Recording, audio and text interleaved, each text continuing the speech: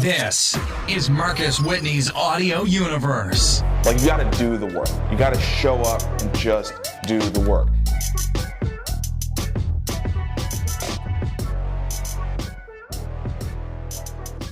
What's up?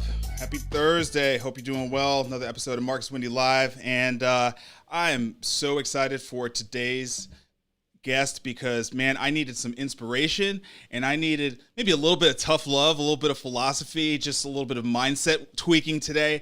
You know, some people don't understand doing this show. They're like, oh, how do you have the time to do it? I'm like, I get to talk to incredible people and they like get my mind right. I don't know what you're talking about, but like this is an incredible opportunity. So for any of you thinking about doing a show, you know, after watching this show and listening to this show, you know, think about how doing these kinds of things can introduce you to incredible people that you never would have known before and can help you get your mind right. And with no further ado, I'm happy to introduce my guest for today, is my man, Brian Bogert. Brian, what's good, man?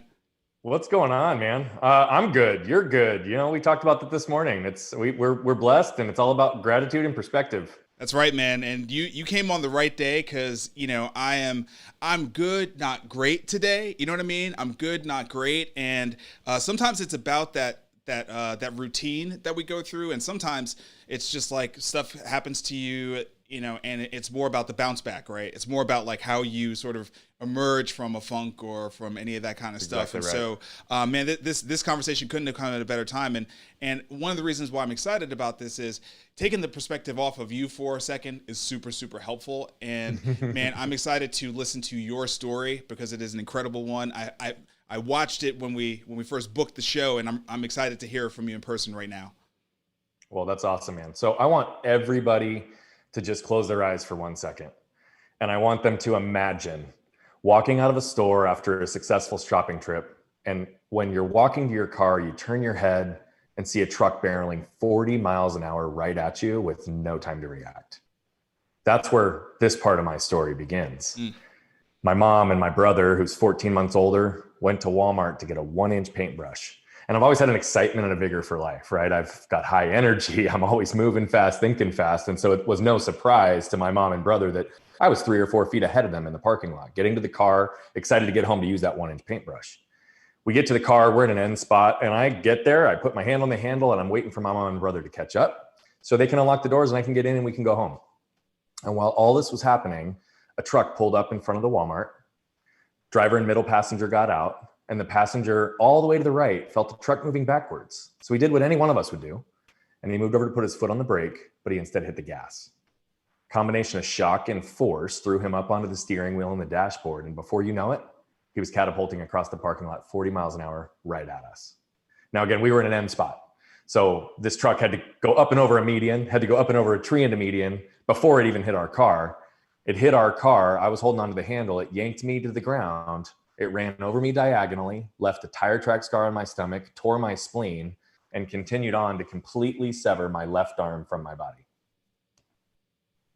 10 feet away from me, 115-degree day. In fact, it was August 10th, 1992, so I just passed the 28-year anniversary. My guardian angel walked out of the store right when that happened, and she immediately recognized the life and limb scenario that was ahead of her. She rushed over and immediately put her hands on my arm to stop the bleeding to save my life. The arm was secondary at that point, but she didn't lose sight of how important that would be. So she instructed some innocent bystanders to run into the store, grab a cooler, fill it with ice from the convenience center, and have my arm on ice within minutes, which is not only why I'm alive today, but why I even had a chance of having my arm reattached. First ambulance that was called got into a car accident. So if the day wasn't crazy enough, it just like started to steamroll. So I'll keep this part of the story brief, but ultimately I was fortunate to land with a physician that was aware enough and intentional enough to see that this wasn't going to be a 1, 2, 3, or 4 surgery deal. This was going to be a 5, 10, 15, 20, 25 surgery deal. Wow. And within 3 months, we went back in to start reattaching nerves, which he had tagged and flagged in the very first surgery, knowing he'd have to identify them later. Went back in and ultimately reconnected feeling and control and movement back into my arm.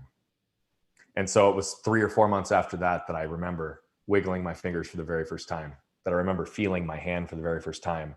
And it was that moment that hope was restored, that not only was I going to be alive, but I'd be able to be happy, healthy, and live a productive life with full function of my arm, or at least practical function of my arm. At that point, we didn't know. And so what's interesting is I realized that most people probably weren't expecting it to go here today. And the more I've done this, the more I've realized that what's important is that we pause and become aware of the lessons we can extract from our stories, and then become intentional with how do we apply them into our lives. And how do we become intentional with teaching those to other people so that we can tap into the collective wisdom that allows us all to shorten our curve of learning and grow and develop together. So there's two primary lessons that I learned from this. And I know we'll get into more details on both of these, but the very first one, and it connects to what you just said about some days there's great, some day it's not, right? I learned very early in life not to get stuck by what has happened to me, but get moved by what I can do with it. And the second lesson I didn't learn until far later. But this one is probably one of my greatest guiding principles in life. You see, the years of unceasing medical treatments and physical therapy, the years of having to go in and work on my body and my mind to overcome this deal very early on, right, really started to establish a pattern in my life. And my parents, the years and years of sacrifice that they ultimately made in their own lives to better and strengthen me, right? Whether it was intentional or not, what they were doing was carving into me a pattern and habit and way of living. Because what I learned was to embrace pain to avoid suffering. And by doing that, we also gain freedom. Man, chills, dude. Gosh, where do I go from there? I normally know where to go, but I'm a little bit speechless. Can I just ask for some chronology around that? So tell me again, how old were you when this accident happened? I was 7. You were 7 years old. Okay. And how long was it? I heard, I just want to make sure I understand. Was it 4 months after the accident when you were able to touch and feel your hand again? Is that right? It was about 6 months after. The surgery itself was 3 to 4 months after, and it was 3 to 4 months after that I felt it and was able to wiggle it for the first time. Okay. And because I've got 2 kids, 21 and 19, I can say this: you're just a baby, man. You were just a baby when that happened to you. I was. And so did you feel this sense that you were growing up quickly because you were forced to deal with a reality of life that most people don't have to deal with until far later, even when it doesn't happen to them, but they get it hits, mortality hits their consciousness, and you sort of grow up from that moment. But for you, it was there, it was right there, right? Yeah, no doubt about that. And so to your point, I'm a father as well. I've got a 6-year-old and a 5-year-old. And what's really starting to become apparent to me is my son is less than a year away from being the exact age I was when this accident happened. And he's my little clone, right? So that's a whole nother element of perspective that I get to really look back and see. But you hit on it exactly. And I think that there's different levels of learning, right? So when I'm 7 years old and I'm laying in the ICU and not knowing if this is real or a dream, but I'm sitting there next to other kids that have terminal illnesses that don't know if they're going to live for the next 3 months, right? It's really difficult to stay in the feeling sorry for yourself or the why me mentality, because it's very easy when you have something traumatic like this to respond that way, right? It's like, well, why me? Why this? Why now? And then I look in the bed next to me and the kid literally might not live 3 months from now. So whether or not my arm was ever going to be functional, whether or not it was ever going to, be what it is today where I have full practical use of it, was almost secondary at that point. It almost didn't matter because I was alive. There was no risk of my life being lost after that initial piece. But I'll tell you that I had such a great support system around me that as much as I was forced to grow up, which I was, and I had to learn a lot of things very early, I had to overcome adversity. I had to understand the value of hard work. I understood this concept of embracing pain to avoid suffering, which I've applied, by the way, in multiple areas of my life, not just to overcome this unique injury, but it's also how my business partners and I built our last business from nothing to over 15 million in revenue within the span of a decade. And it's how I've helped hundreds of individuals and organizations become more aware, more intentional, and more of who they already are by learning to embrace those pains. But I'll tell you, one of the first pains that I had to embrace was, and this is where the learning really kicked in, is those first 13 years after my accident, I didn't want to be the victim. I didn't want to be the center of attention. I also didn't want to have people tell me what I could or could not do. And so a lot of what I did in that period of time was not only to prove to myself, but prove to the world that I could break expectations. But the negative element to that is I put a crust and an armor up because I also didn't want to be the center of attention, and I didn't want people assuming things. And so what did I do? I created a narrative for myself that I'm good, I'm strong, I've got everything under control, right? And I don't need anybody's help because I can do anything because I overcame this injury, right? Well, the naivety of that comment is I didn't do it alone. I did it with other people. Yeah. Right. And when I was 20 years old, I re-broke my arm snowboarding. Compound fracture. I almost lost it again. And after 7 surgeons said no, they would not operate on me because of the medical liability of the rat's nest that was going to be inside my arm that they didn't want to touch. I finally landed on somebody that could, but I had my arm hanging by my side for 10 months as a 20-year-old, all of a sudden re-experiencing a lot of the same stuff I did as a 7-year-old. Wow. And what was fascinating for me, and this is where the learning really escalated, right? It happened a whole lot. I grew up a whole lot, but that was the moment that like was a major turning point because the world bought into the narrative I'd created for myself. So when I said I didn't need help, I've got this, I'm strong. Guess what? When I needed the world and people most, everybody wasn't there. And it wasn't because I was a jerk. It wasn't because I didn't have great friends. It's because they just believed Bogert's got it. He's good. Right. And I also wasn't in a place at that time where I could put myself in a vulnerable position to actually tell people I needed the help. So fortunately, I had a couple of people who surrounded me. But that first period, right, when I was really putting that armor up, I learned how to read people. My emotional intelligence went up. I grew up and I was able to divert and move around situations to make sure that I could understand how people operated. That next phase of my life, though, was really focused on human connection and vulnerability. And how do you actually become integrated? Because that's what we all seek, right, is connection. And so you can grow up and have this crazy experience. But if I didn't embrace the pain of recognizing that the world bought into the narrative I created, nobody else did that to me. I did that. And when I needed people, nobody was there. Not their fault, my fault. If I didn't embrace the pain of recognizing that and turning the corner to put in the work that was necessary to evolve myself and grow and raise my level of awareness, right, then I would have been stuck in the suffering of lack of human connection for the rest of my life. So what you just said is, that is something that many adults never. The only word I can really come up with is ability, but I don't love the word ability. So I'm just going to use it and say it's inadequate and maybe even inappropriate. Okay. But many adults never demonstrate the ability to reflect on themselves and see how they were the cause of what happened to them, right? And when you said that you had this learning that your armor was a participating factor in the moment when you needed help, the help not being available to you because you had sort of admitted this. Did you understand that on your own, or did someone help you? Because these are really, we're talking about self-awareness at a level that usually it takes a real bottom, and I don't mean to say that what you're experiencing are not real bottoms, okay? But usually it takes a level of self-awareness that either you hit from an unbelievable bottom where you surrender, or somebody who you respect says it to you in a way that happens to resonate, And so you're continuing to sort of talk about these things all based on this one extreme moment in your life that happened when you were 7 years old. And just what I'm struck by is the maturity of self-reflection. Just the ability to sort of look at yourself in the midst of this, the observer, right? To look at yourself in the midst of this and come out of it with these guiding principles. It's just pretty remarkable. So anyway, can you answer the question that I'm struggling to ask, So in reality, in this particular situation, there was not an external mentor or somebody that pushed me in the face. There was an overwhelming amount of data that I couldn't ignore. Okay. Right. Okay. Meaning people weren't there. Right. People were not there when I needed it. 10 months of struggle as a 20-year-old. It's difficult to not recognize the massive amount of data that's surrounding you saying oh, hey, guess what? Everybody's listening to what you created.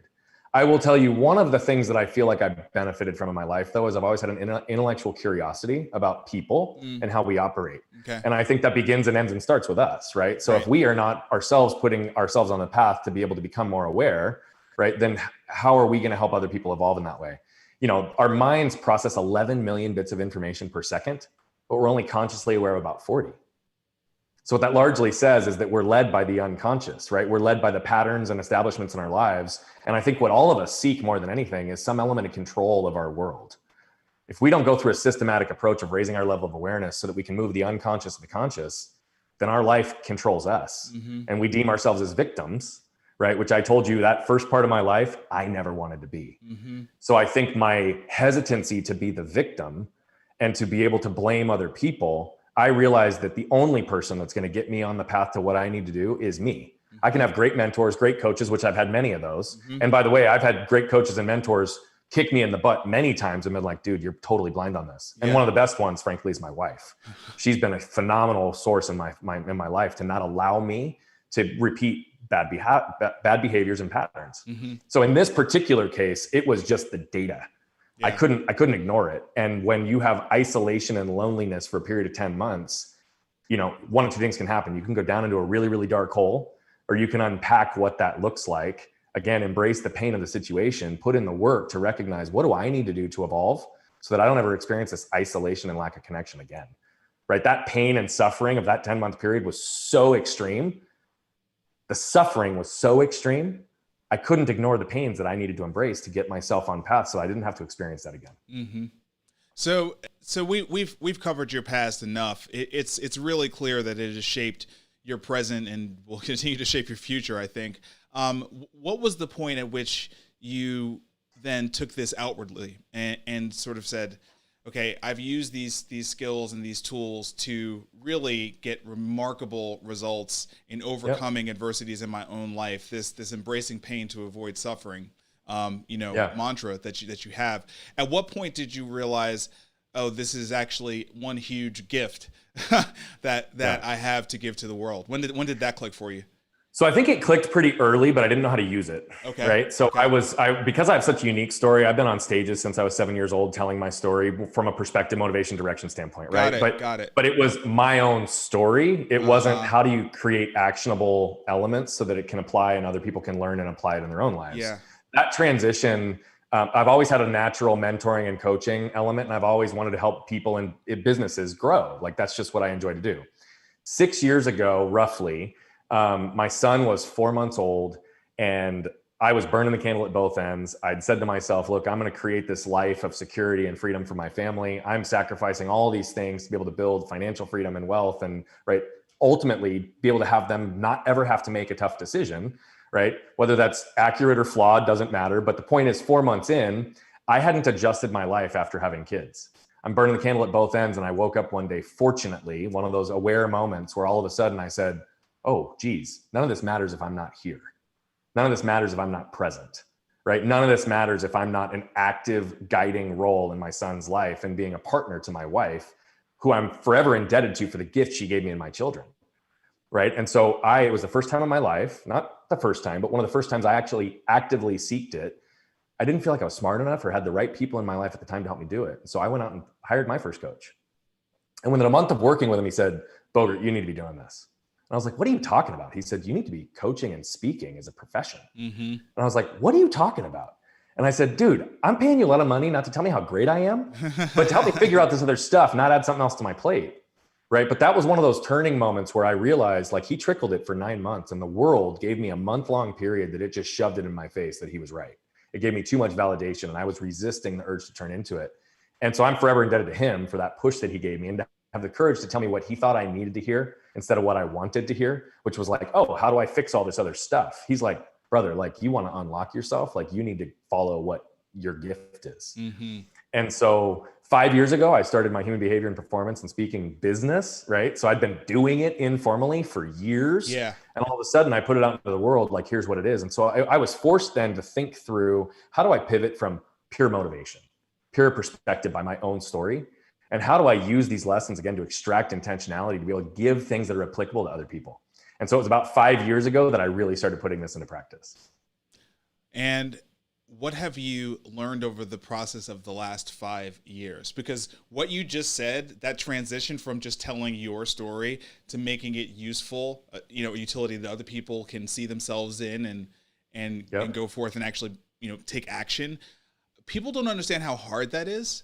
Mhm. That's really, really hard It to is. do. So, like, what have you learned through that process, that culling away, that editing, that ripping, that reworking, that, getting to the thing that actually resonates and works for other people? What have you learned during that? And the list is so long. I'm going to try to pick up on a few. I'm learning every day still, man. Yeah. I get knocked down frequently because I'm like, oh, there's another lesson I need to learn. Yeah. I think what I've really learned is, I'll give you a couple things. I think there are way more people who are impacted by bad patterns, unhealthy emotions, and particularly things like fear, shame, and guilt. Yeah. Like that is way more common of a trend than I probably ever anticipated. Yeah. And so, oh, by the way, those were things that were impacting me. Mm-hmm. And so for my first few years of coaching, I didn't have the awareness of how that was impacting me. And so I also didn't have the ability to help other people do that, but it was something that kept bubbling up. And all of a sudden it's like, so I think one of the biggest things I've learned is when you're helping other people, right, you're actually also helping yourself if you're paying attention. Yeah. Because it is impossible for me to be coaching the high performers that I do, right? It's impossible to be talking to them about something and not have a reflection on myself. Mm-hmm. I can't tell them something that I don't live or practice myself because that's just not who I am. Yeah. Right. And so I could give them a prescription, but that's not what it's about. It's about unlocking who they are. And by doing that, I find those same things. So one of the biggest things is we all have something to teach, and we all have way more commonality and connection than we actually do separation. And so what's fascinating is in the mass amount of people that I've coached at this point, the themes that exist are baffling, which tells me that it's parenting, it's cultural, it's society, it's our business world. It's things that put all these shoulds on people. Yep. Right. And should, oh, by the way, is a shame-based word because it's implying automatically that whatever you're doing isn't good enough. Mm-hmm. Mm-hmm. And so those are probably some of the biggest things. But what that's done for me is it's allowed me then to be able to have that reflection and increase my own skill sets and recognize that, you know what, relevance and credibility are key. But what you really need to be able to do is be able to have a platform that people can identify with, because I think what everybody wants is to not be confined in a box. I think everybody wants some element of control in their lives, right? Their business, their relationships, their attitudes, the way they show up. Yep.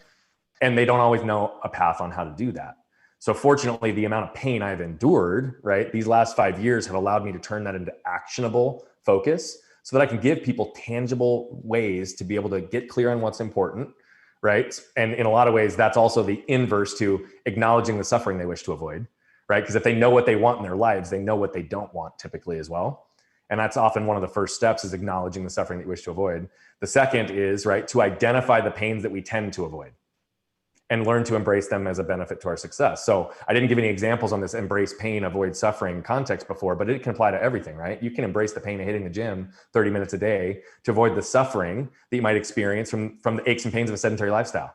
You can embrace the pain, right, of turning into a difficult conversation with your spouse or loved one to avoid the suffering of a loveless marriage that ends in divorce, or being stuck in a marriage that's not fulfilling to you and ultimately you want divorce, right? You can embrace the pain of firing your brother-in-law or your top salesperson because they're the biggest cancer and drain on your culture and your business, which is to avoid the suffering of stagnant business growth and not accomplishing your goals. But this happens all over the place. Mm-hmm. But when I say identify the pains we tend to avoid and learn to embrace them, it's not about putting ourselves in unnecessary pain, right? So the gym example is a perfect one. Mm-hmm. Is it the actual working out that you tend to avoid, or is it the anxiety of the crowded gym?